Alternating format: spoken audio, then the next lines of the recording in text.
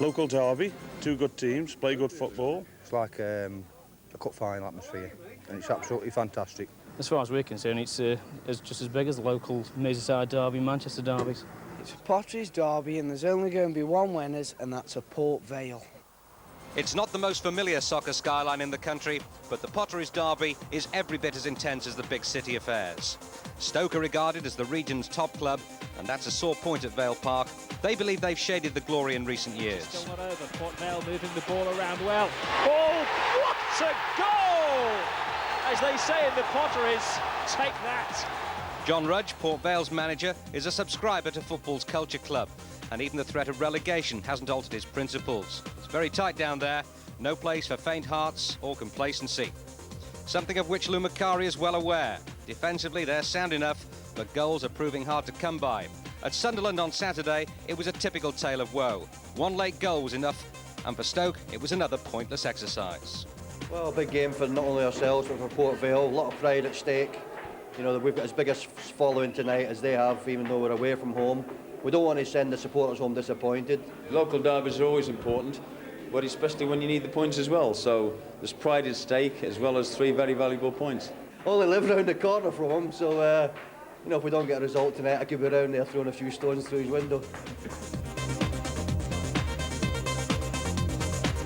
Good evening then. The two tribes from Stoke-on-Trent are in place. Here come the teams, and on a very heavy pitch. It's going to be a right old battle in the mud, I can tell you. So, let battle commence, and join commentator Rob Palmer. As if the players need any incentive when it's a Vale-Stoke derby, but tonight it's crunch time. The season shaper at the wrong end of the table. Port Vale are the form team after finishing 1994 with 7 games without a win. They've gone on a solid run, winning 4 of the last 9 matches. But they have problems tonight. They've lost centre-half Kevin Scott, who became a dad just hours before kick-off. And leading scorer Martin Foyle, he failed a fitness test. Their replacements are Peter Billing and Lee Glover. Stoke too are without their top scorer. Paul Pesky-Solido is again out. So Toddy Orlick's and partners Martin Carruthers up front. Scoring is Stoke's problem. They've been blanked in 8 of the last 11 matches, and it's caused them to drop from 8th to 18th since the turn of the year. Lose tonight, and they're just 3 points above the relegation zone. They'll be performing with their sleeves rolled up. The man who'll be performing in black is Alan Dawson from Jarrow. Tremendous atmosphere inside Vale Park tonight. No place to hide. Welcome to the Potteries party. So away we go, and it's not just local pride at stake. The losers tonight get sucked into the relegation dogfight, and the winners will make a cushion for themselves. I imagine Lou Macari will want a big cushion. It's uncomfortable in the hot seat down there tonight.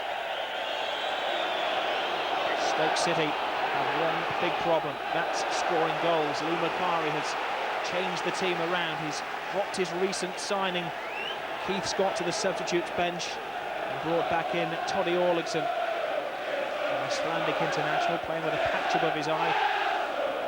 He's been out for 10 days with that injury.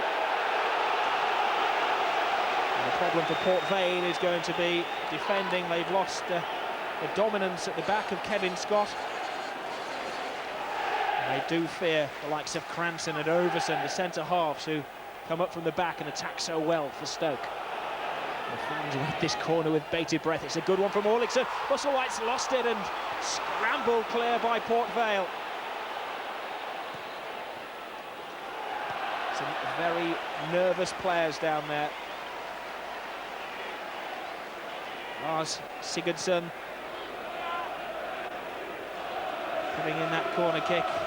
It wasn't a bad one, it caused real problems. Paul Musselwhite, who was clawing at it. And Van der Laan cleared the ball.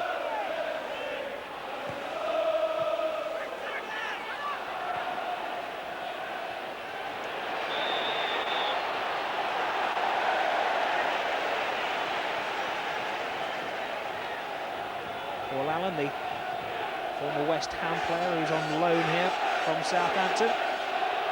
Judged to have gone in with his foot a little high.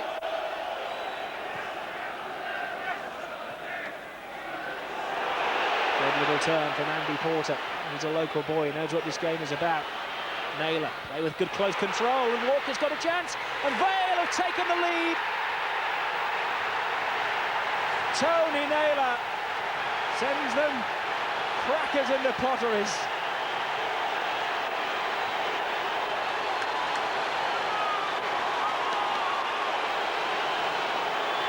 His 8th goal of the season.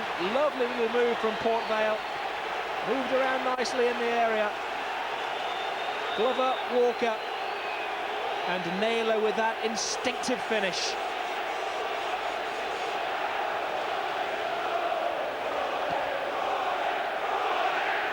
So, what a start. Port Vale 1, Stoke City 0.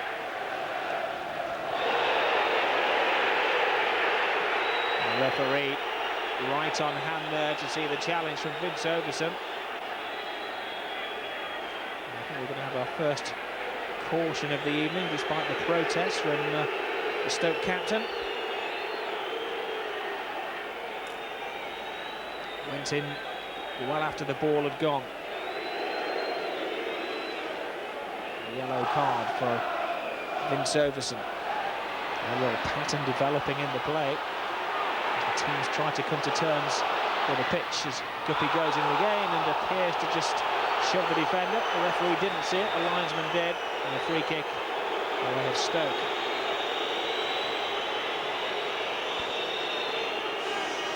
Steve Guppy going for the ball there, pushed the Stoke player.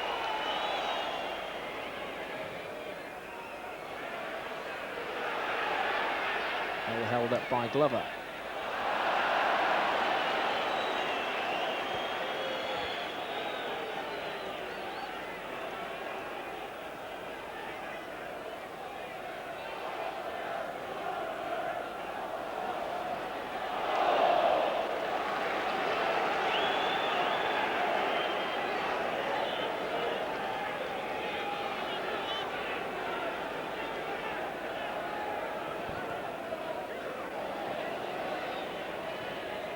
Trots in, Carruthers flicks it on. And there's the first chance of the game, really, for Stoke City. It was their left back, Lee Sanford, who joined the attack, tried to sneak in. Lovely little deft flick from Carruthers, but too far for Sanford to stretch. Holds up a game and play. It's put out by Sanford. And now it's Port Vale who make the yardage.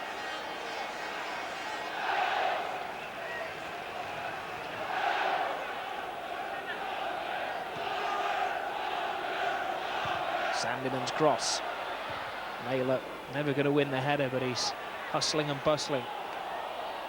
It was a handball. The referees kept play going. Porter definitely handled it, and I'm sure he meant to. The referee ignores it, and Tankard puts in a shot from 35 yards. He hit one from exactly the same spot against Tranmere in the first game for Port Vale of the new year.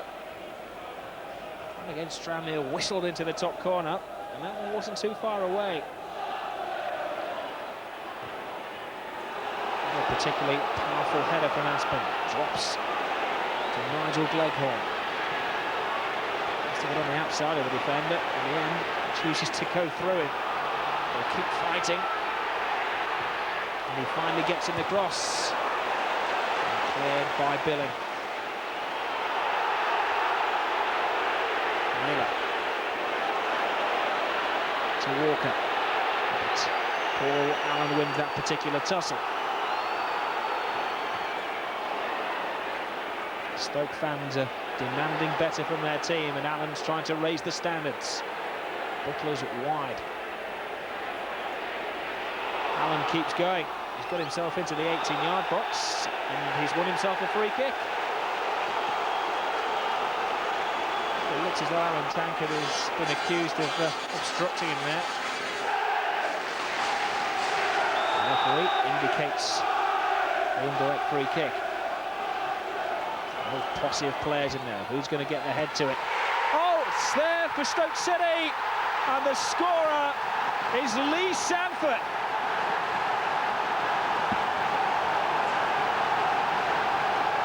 Lee Sanford's first goal of the season, and what an important one.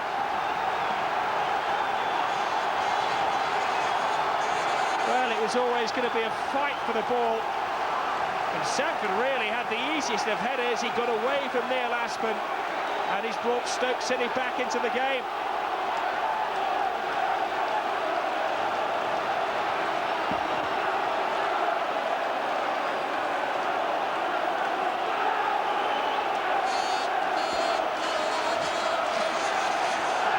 Stoke are skipping to the tune of Lou Macari. There's a spring in their step. Guppy.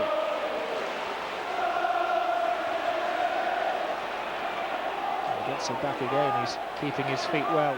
There's a little patch of grass which hasn't been cut up in there. And there's, oh dear me, glorious chance at the near post for Lee Glover. Guppy, the creator, looks of anguish in the crowd. And almost a moment of glory for Glover. Great cross from Guppy. Glover really was just too far advanced to make the right connection. It was the most acute of angles. The referee says that was a save from Ronnie Sinclair and is given a corner. Glenwood's back heel brought Vale their goal. A particularly good corner from Ray Walker, that's miscontrolled. Leghorn gets it on his favoured left foot and clears as far as Orlickson.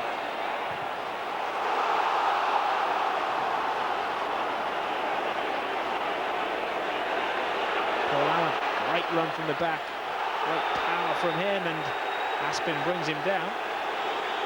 Pleads innocence. I don't think the referee had any doubts about that. Allen seemed to have got away from him, and he got the ball. He also brought the Stoke player down with his trailing leg. That shooting distance for Carl Beeston, Toddy Orlickson as well. Orlickson steps up first, and it doesn't dip enough.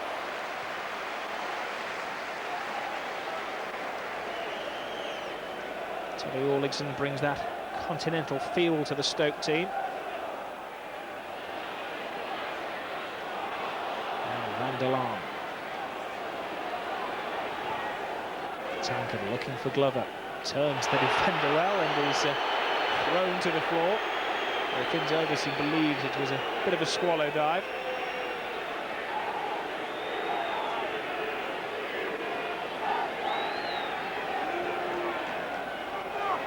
Now Naylor turn the defender again, puts in a good cross. There's Van der Laan, and not far away.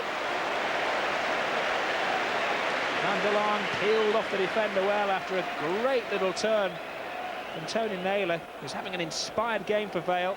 Put in the cross. Van der Laan won the header. Couldn't hit the target. Beeston to Carruthers. Ball moved swiftly by Stoke. Orlickson puts it inside. This is his little dangerous run, which he specialises in. He's rushed on his shot.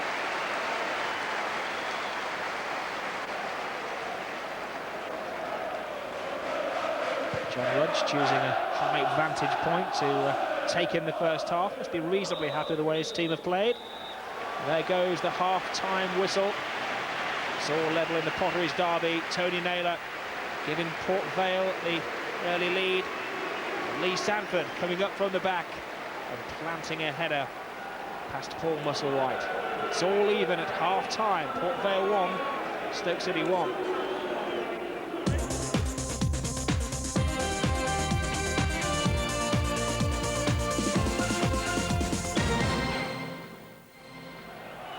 Welcome back.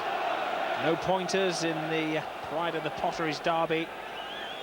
Maybe the pointers should be in favour of Vale. They've won 4 of their last 5 home matches, while Stoke have been on a bad run. Only 7 from their last possible 30 points. So maybe it's Stoke who need to win this one tonight more than Port Vale. Peter Billing lays the ball out wide, but there's nobody there. There is now. It holds up for Alan Tankard. To Guppy.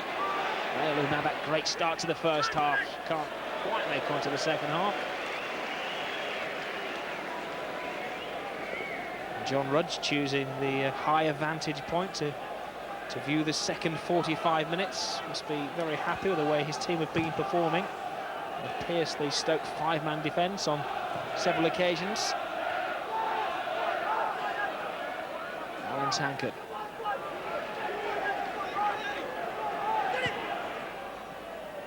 Looking for Glover, but comes to Guppy. It's on his favoured left foot as well. He's beaten the fullback. He's put in a good cross. Lee Sanford's everywhere, scoring at one end and stopping goals at the other.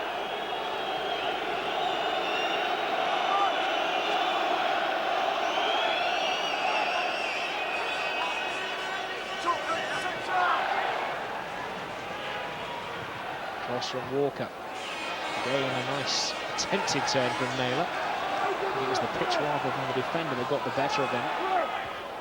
That's a brave clearing header from Cranton. Tankard over the top. Really putting the pressure on Stoke defence in the opening minutes of this second half.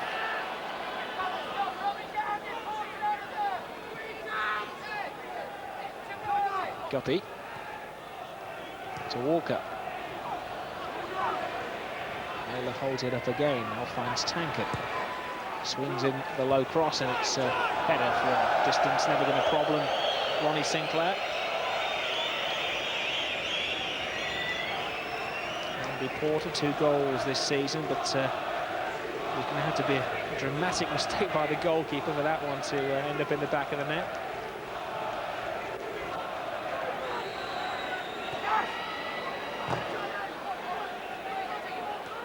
Paul Allen.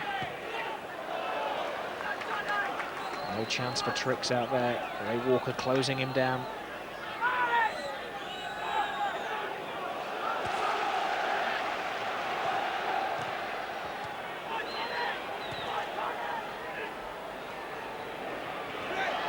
Ray Walker calls to Billing again.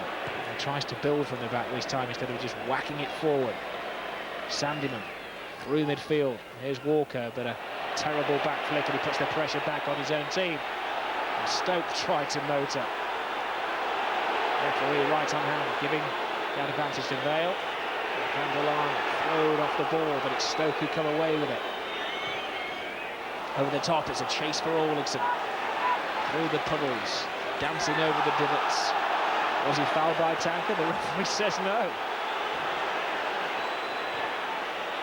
Needs somebody really to provide a moment of inspiration. Who's it going to be? The referee has seen enough of this ankle tapping and shirt pulling. He looks a little out of breath and needs a breather himself as well, Mr. Dawson. The game has been played at a frantic pace. It's not easy for the referees to keep up with. Tankard to Naylor. Sigurdsson following Naylor wherever he goes. That's been his posting tonight.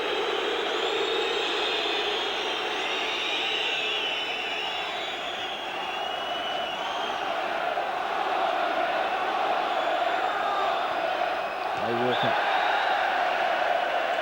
And the linesman actually decides that the throw was taken from the wrong place, and reverses the decision, gives the throw to Stoke.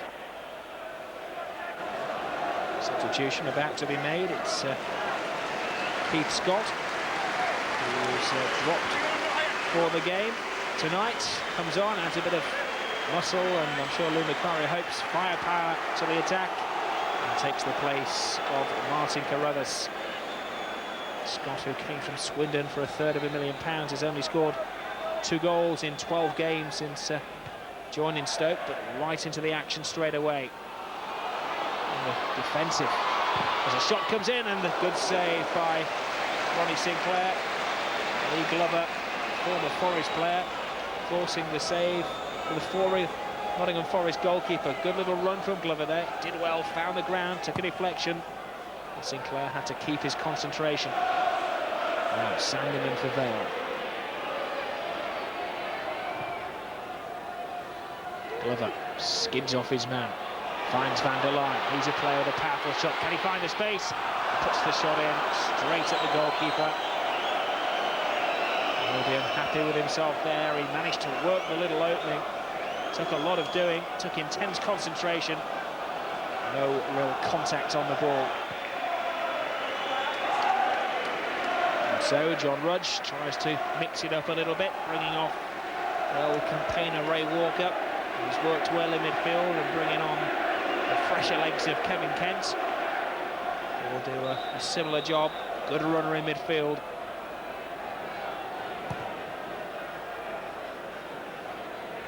Scott's flick falls just away from Orlickson. Billing clears. Now it's Orlickson. There's a foul from behind him. He says no. It's a long ball forward for Tony Naylor. He's all alone. He's going to have to hold it up and wait for support, which he gets from Sanderman. Glover's in there now, but Sanderman's attempted cross is charged down. Van der Laan. Tanker. Players showing. Glover always willing to be in the thick of the action. Plays it to Sanderman. Is he going to get there? But a good covering header from Vince Overson. It had to be, because just behind him was Glover, who started and almost finished that move.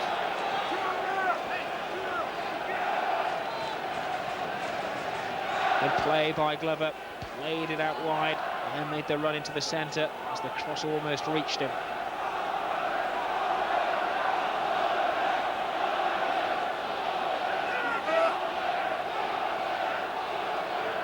Packed 6-yard boxes. It's swung in there. The goalkeeper's view is obstructed, but he got a good punch to the ball, Sinclair. Aspin stayed in. Gets the shot in, but balance off target. He's been a bit of a menace when he's come up for the corners, Neil Aspin. Flattened the goalkeeper in the first half, and it was he who forced the punch, which led to this shot on the turn. Work's gone into the cartoon, but I must admit it doesn't strike me as any of the players out there. I think it's aimed at one of the Stoke players, but not instantly recognisable. Van der Laan. There is a spare man out wide. That's Salmon. He's got Akers to work him. Does he shoot? Thinks about it. Puts in the cross to the far post. Sinclair comes. Collides with his own defender. He's on the floor. If Guppy can put it back in. Naylor gets the header there. And some dangerous, frightening moments for Stoke. Tony Naylor didn't quite have the height to palm that one in the neck. Nervous moments for goalkeeper Sinclair. He had to come for the punch.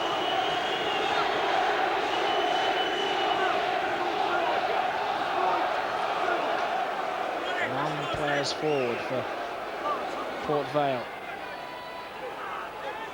Guppy puts the ball on the tee.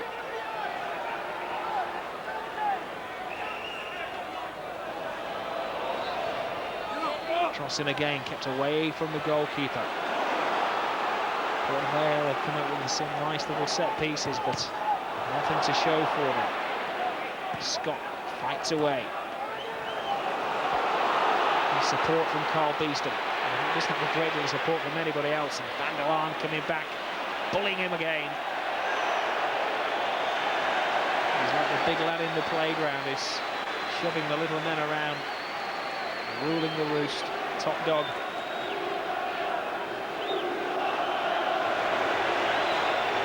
A second substitution. On comes Joe Allen. The bully of the bricklayer. Big, tough Geordie centre-forward takes the place of Lee Glover.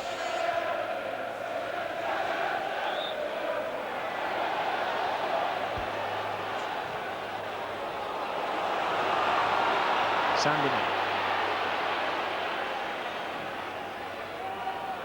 Misses out Allen, and Stoke trying to build through midfield, but that's not always their strength. Aspin.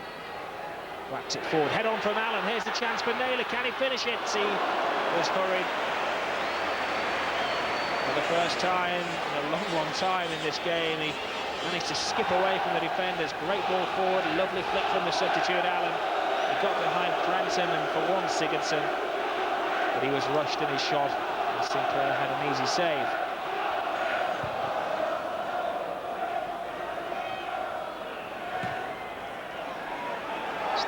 It actually holds in the wind. Tankard clears. Now Van der Laan.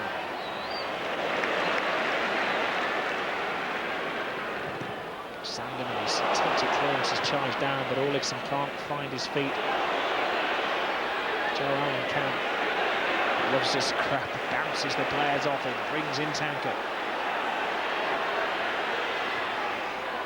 To Naylor, to Tankard again, shooting opportunity. Oh dear me, cracks the bar.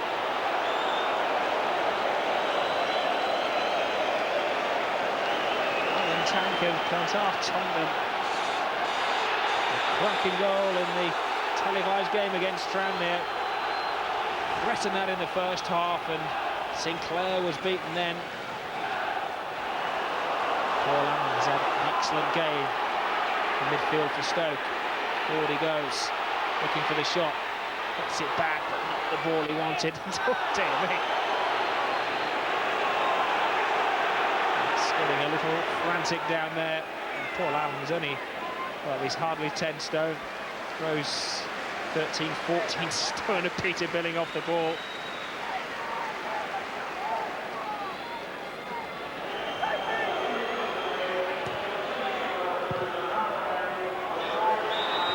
The referee brings the Potteries Derby to an end. Points are shared. Whether it's a fair share of the points is another matter. Vale scorer Tony Naylor. His goal, though, was cancelled out by Stoke defender Lee Sanford, his first of the season, but a very important goal in the dogfight at the lower end of the Ensley League Division 1. Great crowd, great atmosphere, a real British tussle of a game, and it's finished here. Port Vale 1, Stoke City 1. It was never going to be pretty out there, was it, in the circumstances? No, the conditions are very difficult. I thought the first 20 minutes we started, we were pretty constructive, got a decent goal. Then I thought they'd take the initiative of us the last period of the first half. But second half we came back strong, and these conditions are very difficult to play in. You know, to really knock the ball about, it's very difficult indeed. So not bad, meet again soon, don't you? Yeah, it's not far away. Yeah, we're at home, and obviously things hadn't gone right for us tonight. We had another chance to do it back at home. Our pitch will be in a little bit better condition, which obviously will please John, please ourselves as well. And by the time that game comes round, I think the conditions will be hard and fast, which will suit both teams, I think. But I thought it was a hard-fought derby match, and a credit to the Potteries, a credit to both sets of supporters as well. I don't think there's been any trouble, and we're probably as pleased about that as anything. Oh, that's correct. I mean, it's what you call local derbies and friendly rivalry, and by the time we both meet each other, let's hope we're well up in the league and sort of we'll be well in the top half by then. So everyone's happy? Yeah, not really. Well, they are great pals, aren't they? But that was pretty obvious. But Jim, I think you felt that Vale edged it in our first Potteries Derby. Yeah, I thought Vale edged it in the end. They had much the better of the second half. I thought the first half was evenly contested. But, I mean, it had everything, didn't it? I mean, it may lack the profile of a Manchester or Merseyside derby, but everything else was there. The commitment, the passion. The atmosphere here tonight was absolutely great, and some of the tackles out there, well, they made me shudder. Port Vale hit Stoke very quickly, and that was very important, with the pitch the way it was. Yeah, the pitch was desperate tonight, and I think Vale took advantage of it when it was in its best condition early in the game. Lovely piece of skill from Andy Porter to get away from a rather lunging challenge from Glegorn, and he just chipped it into Lee Glover, who made himself available, and this next piece of skill caught the Stoke defence napping. Little back flick, helped it into Walker's path. He helped it on inside, and in the end for Tony Naylor it was a rather easy finish. I mean, they always tried throughout the game to play to feet, against these giant Stoke defenders, didn't they? Well, that's exactly what happened in that move. It was just give and move all the time, and when you actually see the ball hit the net, Stoke have about 6 or 7 defenders in there, but Vale just didn't waste any time. As soon as it landed to a player's feet, he looked to help it on again straight away. And as I say, for Tony Naylor in the end, he couldn't believe his luck to just tap it into more or less an empty net. OK, at the time you were suspicious of the incident which led to the Stoke equaliser. Well, I don't think the free kick should have been given. Paul Allen made the charge on the right-hand side of the box. He got away from Robbie van der Laan. Alan Tankard, the fullback, came to confront him. Now, he's read what Alan's going to do. Alan's looked for obstruction, and the referee's fallen into the trap and given it. I don't think the free kick should have been given at all. Do you think that basically was Stoke's policy tonight, to try and exploit set pieces, to get the big guys forward? Do you think Lou really felt that was the only way they could score, and not from open play? Absolutely. I spoke to some of the Port Vale players before the game, and they were worried about Stoke and their height on the set pieces. And indeed, They didn't have Martin Foyle available tonight, they didn't have Kevin Scott, and when it came in, Neil Aspin just couldn't compete with the height of Lee Sanford. He got above him, and again it was an easy finish on the far post. Now, it was a very competitive match, as all local derbies are, and I don't suppose the scoreline will surprise too many people, 1-1. But what about full-scale commitment? I mean, who really, you know, stood out for you? Oh, there was a lot of players that actually put everything into it tonight, but as usual, the man who put a little bit more than everybody else into it tonight was the man of the match for me, Neil Aspin. I mean, his commitment was absolutely fantastic out there. And here we got a piece of action. He breaks away from 2 Stoke defenders from the heart of the defence, makes the run up the left-hand side, takes on Beeston, gets past him easily. Now he runs into a little bit of trouble here, gets caught in 2 minds, loses possession momentarily, wins it straight back, and eventually he wins the throw-in for Vale, and that epitomises his spirit and indeed the spirit of a Potteries Derby. It was great stuff. That was the one moment he didn't look like Bobby Charlton, wasn't it? Right at the very end there. I think Bobby would have run a little bit harder trying to get back in position after that one, actually. When we were last here, Alan Tankard opened the scoring against Tranmere with an absolute scorcher. He nearly did it again with about 5 minutes to go. Well, late on in the game, made the run forward, lovely little 1-2, cut out Paul Allen, received the ball back, hit it first time, and Ronnie Sinclair, well, he was diving in hope more than anything else, and Tankard very unlucky not to actually clinch it for Vale, because as I said before, I thought they deserved it on the night. OK, thanks, Jim. Exciting stuff here. Let's move on and find out tonight's other results.